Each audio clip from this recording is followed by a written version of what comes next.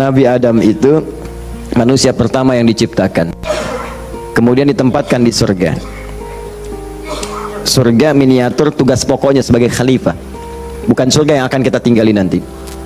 Secara singkat, di surga itu diberikan dua sifatnya, baik sebagai nabi ataupun sebagai manusia.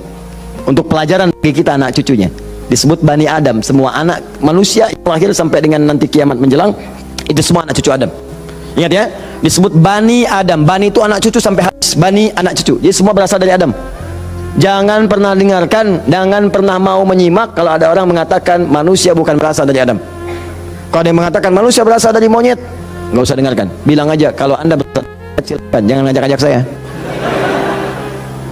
Ya, Bani Adam. Nah, ketika dimasukkan ke surga, maka nikmat surga itu kan diberikan, jaminan kan, Nabi kan dijamin kan, Rasul dijamin kan, maka langsung dimasukkan. Tapi di situ dilatih sifat kemanusiaannya. Apa sifat kemanusiaannya? Quran surah kedua ayat 35. Wala taqraba hadhihi syajarata fatakuna minadh zalimin. Awas. Wa qulna ya Adam uskun anta wa zaujukal jannah. Kami firmankan, Adam, kamu dan pasanganmu, istrimu masuk ke dalam surga. Wa kula minha haitsu syi'tum ragadan haitsu syi'tum. Silakan nikmati semua kenikmatan di surga. Wala taqraba. Tapi jangan dekati ini. Jangan sentuh yang ini. Hadhihi syajarata, pohon yang ini. Sentuh pun gak boleh, mendekat gak boleh. Awas. Jadi nanti ada yang dahsyat, larang itu, larang. Perintahnya ada yang mendekat pun gak boleh. Apalagi dikerjakan. Zina, perintahnya wala taqrabu zina, jangan dekat-dekat. Jadi kalau ada perintah dalam Al-Quran jangan dekat-dekat, berarti dosanya gede, besar. Mendekat ya gak boleh. Kalau dikerjakan makin dahsyat dosanya. Makanya zina masuk ke dalam sab'ul mubiqat, 7 dosa besar. Dekat-dekat aja gak boleh. Nah, cuman psikologi masyarakat sekarang itu kalau nggak boleh dekat-dekat makin penasaran. Itu yang jadi masalah. Makanya di Quran itu seringkali tegas, kerjakan jahanam, kerjakan neraka, harus begitu. Karena ada orang itu kalau dilarang suka penasaran. Nih, lubang jalan, di lubang ini ada buaya, lompatnya tinggi. Ada tulisan di sini, hati-hati, dilarang nengok lewat. Apa sih ini, penasaran. Oh, gitu. Jadi kalau masih begini kadang pengen dilihat, ganti kalimatnya, nengok wafat.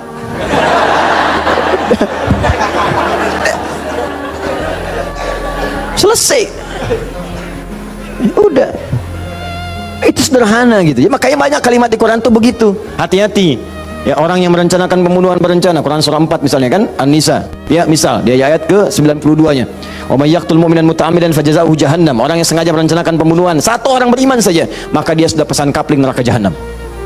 Khalidan fiha, kekal di dalamnya. Wa ghadiballahu alaihi, Allah murka kepadanya. Wa la'anahu dilaknat wa 'adalahu 'adzaban 'azima, dan dijanjikan siksa yang dahsyat. Siapa yang pengen pesan kapling di neraka jahanam? Maka muncul yang seperti itu, datang. Saya kembalikan ke sini, maka caranya adalah buka dulu ini nih, buka dulu sekatnya. Tidak ada yang sempurna. Makanya Nabi Adam ketika kemudian ditempatkan di surga, surga ujian ya, bukan surga yang akan kita tempati. Dari mana dalilnya Ustadz? Karena di surga nanti kita itu sudah nggak ada ibadah lagi, nggak ada ibadah, nggak ada yang salat lagi, nggak ada yang puasa lagi, cukup di dunia aja. Di akhirat tinggal mendapatkan hasilnya, kita panen nanti. Ya. Ya, jangan terlampau soleh, cita-cita di surga supaya bisa sholat tahajud. Allah, waduh, terlampau soleh. Udah tahajud di dunia aja, nyampe sana tinggal nikmati, tinggal dinikmati. Kebiasaan dunia masuk semua. Ya Allah, makan nikmat, pengen anggur, gak usah jauh-jauh, tinggal ngambil. Masya Allah. Ustadz, merokok boleh nggak? Oh, silakan, ambil apinya di neraka.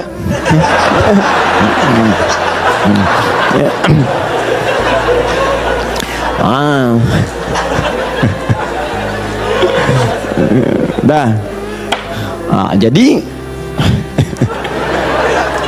Allahu Akbar, Allah astagfirullah. Jadi teman-teman sekalian, ke situ kemudian turun ke bumi, jadi ujian. Digodalah oleh setan, fawaswasalahum syaitan, digoda oleh setan. Singkatnya ketika digoda itu, kemudian godaan itulah yang menjauhkan Nabi Adam dan pasangannya dengan Allah Subhanahu wa taala. Turunlah, terpeleset turun ke bumi. Singkatnya jadi pelajaran itu. Perhatikan baik-baik. Ini yang mau saya sampaikan. Ketika Nabi Adam, padahal beliau Nabi, sifat Nabi itu maksum. Kenapa diperkenankan oleh Allah berbuat salah pada saat itu dengan sifat kemanusiaannya? Padahal beliau Nabi. Awas, hati-hati. ternyata bukan karena sifat kenabiannya, tapi sebagai contoh bagi anak cucunya yang bukan nabi, yang tidak punya sifat maksum. Jadi kalau nggak diberikan contoh begitu, tidak ada jalan bagi kita bagaimana cara mengembalikannya. Makanya dibuat kisah dalam Al-Quran itu, disampaikan, bukan dibuat kisah, kisahnya ada, disampaikan ke kita, diberitakan. Ini dulu Adam dengan sifat kemanusiaannya salah, padahal dia nabi, maksum, bisa dijaga oleh Allah. Kenapa diperkenankan salah? Untuk menunjukkan ibrah, pesan kepada kita, kalau salah begini cara kembalinya. Maka ketika berbuat keliru itulah diturunkan kalimat pertamanya untuk mengangkat sekat ini. Jadi kalau nggak pernah diangkat, ini hubungan dengan Allah itu tersekat. Diangkat sekat ini, apa yang diturunkan pertama kali? Kalimat untuk mengembalikan kepada yang jernih. Asal jernih begini, ditutup begini, dikembalikan lagi. Sesuatu yang dikembalikan ke awal dengan cara yang baik disebut dengan tabayatubu. Sifatnya disebut dengan taubah. Awas, hati-hati. Maka Allah turunkan kalimat pertama ketika turun ke muka bumi. Kalimat pertamanya Quran surah kedua ayat 37. Fatalaqa Adamu min rabbih kalimatin fataba alaih. Maka Allah turunkan kalimat taubat. Taubat itu maksudnya kembali kepada jalan yang baik. Tadi tersekat, buang sekatnya, balikin lagi ke awal. Ya, fataba alaih, maka diterimalah jalan kembalinya itu. Kalau sudah balik lagi silahkan, pengen apa aja diberikan. Minta. Maka apa kalimat tobat yang pertama kali itu? Disebutkanlah di Quran surah ke-7 tadi ayat 23. Rabbana zalamna anfusana wa illam taghfir lana wa tarhamna lanakunanna minal khasirin. Itulah kalimat pertama untuk membuka sekat-sekat yang haram dan maksiat saat kita merasa ingin kembali ke jalan yang benar. Maka ulama sebagian menyimpulkan kisah ini menunjukkan pesan bahwa tidak ada manusia yang sempurna. Kadang-kadang banyak yang berbuat maksiat. Kalau pernah salah, memang kita nggak sempurna, tapi sifat kemanusiaan kita menunjukkan kita mesti tobat. Sebab ada makhluk sempurna yang nggak kenal salah, malaikat. Makhluk salah nggak kenal benar, jadi nggak kenal tobat, namanya setan. Ada makhluk tengah-tengah, kadang benar, kadang salah. Ketika salah dia kembali kepada yang benar, namanya manusia. Jadi bedanya manusia dengan malaikat, malaikat nggak pernah salah, manusia salah. Bedanya manusia dengan setan, setan salah nggak mau tobat, manusia salah pasti tobat. Jadi kalau ada manusia salah nggak mau tobat, patut ditanya, ini manusia atau sifatnya. Jadi kita mesti tanyakan, lihat di cermin. Kalau Anda pernah punya salah, pasang cermin yang besar, tanya, kamu ini manusia apa setan?